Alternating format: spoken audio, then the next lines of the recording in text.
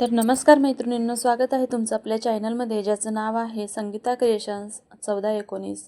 तर आज आपण पाहणार आहोत की फ्रॉकची शिलाई कशी करायची. 2 दिवसापूर्वीच्या व्हिडिओमध्ये मी फ्रॉकचं कटिंग कसं करायचं हे सांगितलेलं आहे.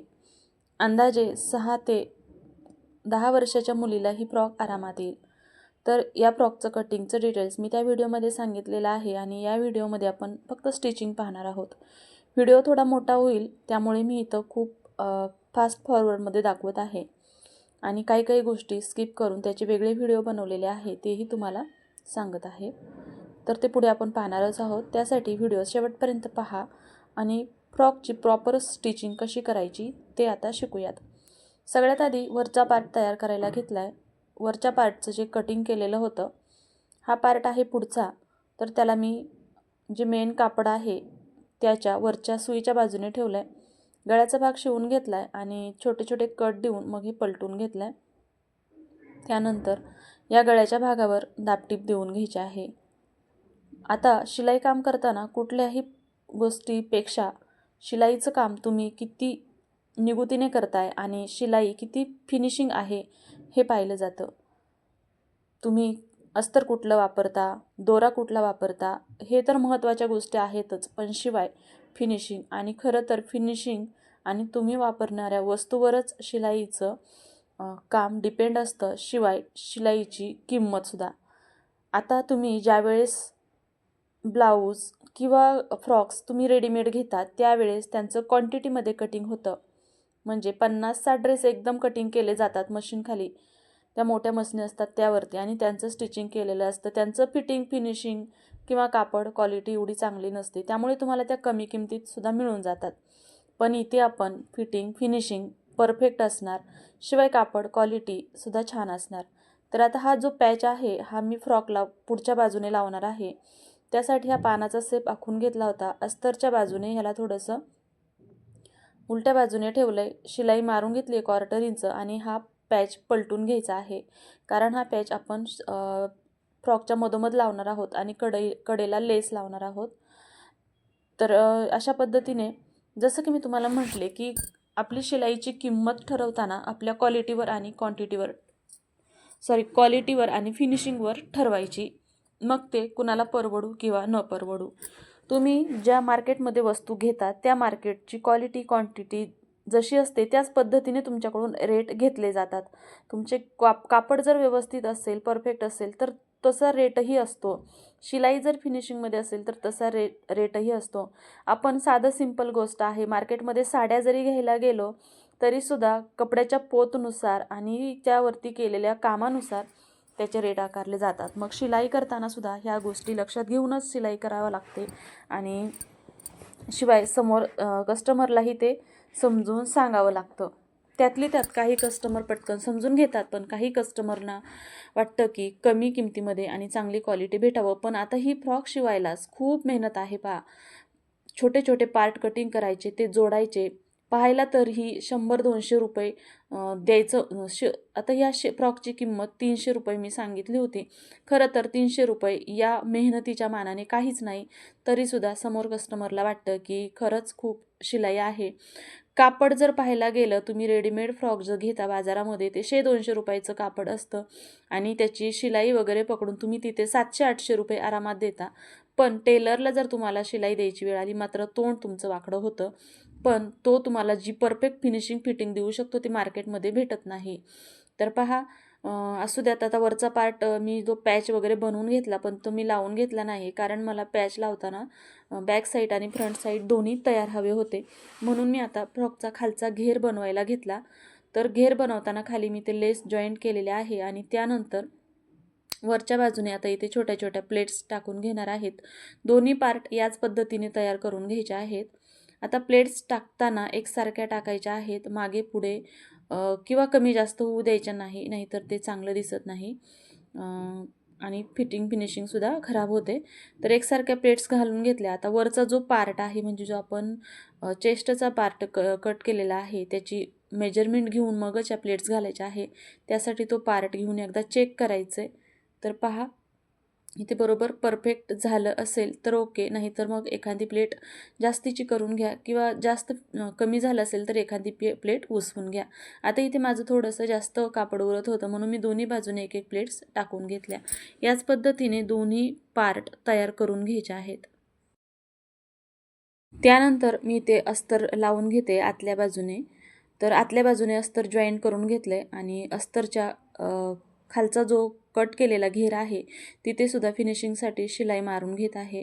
तुम्ही हवं तर पिकोसुद्धा करू शकता किंवा या पद्धतीने शिलाई करून घेऊ शकता. आता अस्तरचं कटिंग करताना अम्ब्रेलामध्ये करायचं आहे आणि हे कटिंग कसं करायचं हे जर तुम्हाला डिटेल्समध्ये माहिती हवी असेल तर तुम्ही मला कमेंट करून नक्की सांगा. अम्ब्रेला कटिंगचा व्हिडिओ मी नक्की तुमच्यासोबत शेअर करीन. खरं तर ते पार्ट खूप डिटेल्समध्ये समजून घेण्याचे आहेत म्हणून मी या व्हिडिओमध्ये सांगत नाही आणि व्हिडिओ पण खूप मोठा होईल. त्यामुळे तुम्हाला जर अम्ब्रेला कटिंग कसं करायचं आहे अस्तरचं तर ते पाहायचं असेल तर तुम्ही कमेंट करून सांगा. तो व्हिडिओ मी नक्कीच बनवण्याचा प्रयत्न करून अपलोड करण्याचा प्रयत्न करील. तर चला आता मग दोन्ही पार्ट मी हे अशाच पद्धतीने बनवून घेते आणि मग भेटू. तर दोन्ही पार्ट इथे बनवून तयार झाले होते पहा. आता तुम्हाला मी लांबून दाखवते. हे पार्ट या पद्धतीने तयार झाले होते. आता हे मी शिलाई रात्रीची करत होते म्हणून शूटसुद्धा रात्रीच केलेला आहे. आता इथे हा पट्टा बनवत आहे मी फ्रॉकसाठी. याचा डिटेल्स व्हिडिओ मी बनवलेला आहे बघा. 3 दिवसापूर्वीचा व्हिडिओ आहे. त्याची लिंक मी तुम्हाला डिस्क्रिप्शनमध्ये देते. तिथे तुम्ही डिटेल्समध्ये पाहून घ्या. असं सांगितलं तर पटकन समजणार नाही आणि व्हिडिओ मोठा होईल. त्यानंतर मी घेतला होता बॅक साईडचा पार्ट शिलाई करायला. आता बॅक साईडचा पार्ट शिलाई करताना सगळ्यात आधी सुईच्या बाजूने अस्तर ठेवून मग गळ्याचा भाग शिलाई करून घेतला होता आणि साईडचं जे काही कापड आहे त्यालासुद्धा फिनिशिंग करून घेतली आणि मग इथे चेन लावून घेणार होते. त्यानंतर मग मी इथे फ्रॉकला पूर्ण ह्याला चेन लावून घेतली. आता चेन कशी लावायची याचासुद्धा मी डिटेल्स व्हिडिओ बनवलेला आहे, तिथे तुम्ही पाहून घेऊ शकता. मग मी फ्रॉकला चेन लावून घेतली.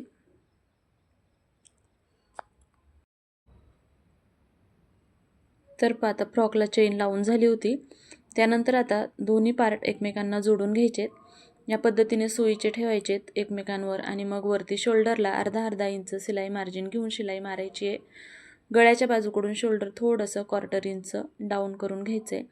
शोल्डर जोडून झाल्यानंतर त्यांना ओपन करून वरच्या बाजूने सुद्धा थोडीशी एक दाबटीप द्यायची आहे म्हणजे ते शोल्डर वरती तरगत नाही. हे फ्रॉकला ब्लाऊजलाही तुम्ही करू शकता. शोल्डर जोडून झाल्यानंतर आता इथे स्लीव्ज मी जोडून घेणार होते. इथे स्लीव्ज बनवल्या होत्या गोपीबाही. पण आता हा पार्ट तयार झाला होता, ह्याला लेस लावायची होती आणि अशा डायमंडच्या लेस लावायच्या म्हटलं की खूप वेळ लागतो. आता लेस लावायचं पण सांगते. या डायमंडच्या लेस आपण आणून लावल्या की कस्टमरला वाटतं हो ह्या मला लुटतात, पण ॲक्च्युअलमध्ये या लेस महागसुद्धा भेटतात आणि या लेस लावायलासुद्धा तेवढ्याच अवघड आहेत. आता इथे मला गळ्याला आणि त्या जो पॅच बनवला होता त्याला ही लेस लावायची होती.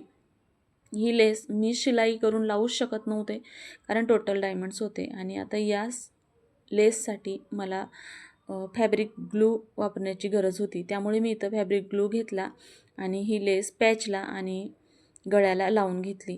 त्यानंतर मग मी स्लीव्ज जोडून घेतल्या आणि स्लीव्ज जोडून झाल्यानंतर मग बॅक पार्ट आणि फ्रंट पार्ट जोडून घेतला. तर अशा पद्धतीने त्यानंतर दोन्ही पार्ट जोडून घेतले आणि मग इथे फिटिंग करून घेतली पहा. तर फिटिंग करताना खाली जो अस्तर आहे तो अस्तर मेन ब्लाऊजचे दोन्ही पार्ट आणि पुन्हा अस्तरचे दोन्ही पार्ट असे एकसारखे जुळवून मग इथे फिटिंग करून घेतलेली आहे. आता फिटिंग करताना सुद्धा पहा इथे अगदी व्यवस्थित फिटिंग करायची आहे. एक्स्ट्राचं जर कापड असेल थोडंसं बाहेर आलेलं तर या पद्धतीने कट करून घ्यायचं आहे. आता फिटिंग करताना जो दंडघेर आहे तुमचा स्लीवचा, आता इथे 4 इंच दंडघेर होता, त्या दंडघेरावर 4 इंचाचं मार्किंग करून घेतलं. बरोबर जो आर्मोल आहे मागचा तो आर्मोल पुढच्या आर्मोलला जुळवून घ्यायचा आणि मग पुन्हा आता जो कमरेचा पार्ट आहे मागचा आणि पुढचा तेही एकसारखे आले पाहिजेत हे पाहायचं. पुन्हा 4 कापड जे आहेत ते एकसारखे म्हणजे 2 अस्तर आणि 2 मेन कापड एकसारखे आलेत की नाही ते सुद्धा चेक करायचं. तर मैत्रिणींनो, आता या व्हिडिओ पाहिल्यानंतरच तुम्हाला कळालेलं असेल की ॲक्च्युअलमध्ये किती कुटाण्याची कामं असतात ही आणि त्यातमध्ये कस्टमर शिलाई द्यायचं म्हटलं की जाऊ द्या, आता या गोष्टीवर परत परत बोलणंही योग्य वाटत नाही. ठीक आहे, तर अशा पद्धतीने आपली फ्रॉक शिलाई करून झालेली आहे आणि आता या शिलाईवरती मी डबल टिप देऊन घेते.